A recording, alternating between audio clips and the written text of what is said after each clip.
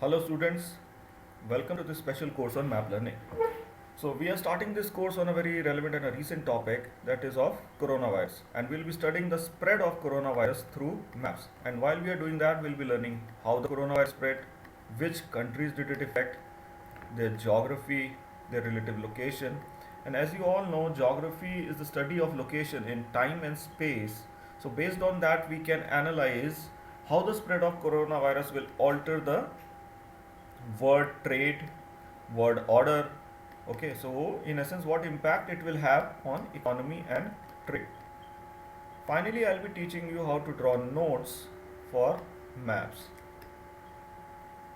So let's see what will be the course direction or how this course will proceed.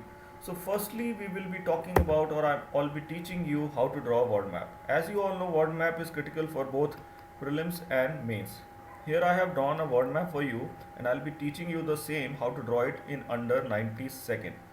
So if you know how to draw map, a word map, and have practiced for it during your preparation, then you'll be knowing the relative location of the place, like what are the surrounding countries, what are the water bodies. Some year back UPSC asked a question on the countries bordering Israel, Syria. So if you have drawn word map, you would be knowing the relative location and could have easily done it. But if you were not knowing also, you could have drawn a rough map and made an educated guess. So in prelims, it helps you by the way of visualization. And in mains, if you draw a word map, you get a edge of 2-3 marks definitely in every question. So in mains, like in paper 1, you have topics relating to geography, world history. There you can draw maps. In paper 2, definitely in international relation. And in paper 3, you have topics of disaster management and economic geography. So you can draw word map there and gain the edge. So when we will be talking about COVID-19, we'll be giving you a background into this just to anchor you into the topic, and then we'll be moving on to mapping the majorly affected countries. Okay, this will be the centerpiece of our whole course.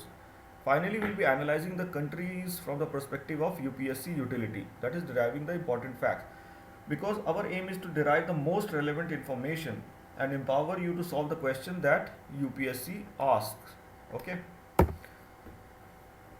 and what we will cover about the countries. Firstly, we'll be covering the basic geographic location as to where on the world map it is located. Then, most importantly, we'll be studying about the relative location. I say most important because firstly, UPSC asks question based on relative location. Secondly, it is easier to remember things if you study it based on the relation to others, and you can commit to memory for longer. Then we'll be studying about the physiography. We'll be studying about the geomorphic features like mountains, plateaus, etc. Then we'll be studying about the cities, industrial centers, tourist places, historical places. And due to the COVID-19 spreading to a lot of cities and countries, many cities have become relevant for the UPSC prelims. Then we'll be studying of rivers, ports, and definitely we'll be covering current affair related events. So your current affairs will also be covered here. Then which countries we will cover? So we'll be covering the majorly affected countries, which are the China, Japan, USA, France, Italy, and Spain.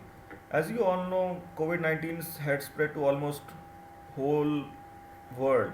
Like 184 countries are covered by it. So we chose the most relevant from the perspective of UPSC, and we'll cover that.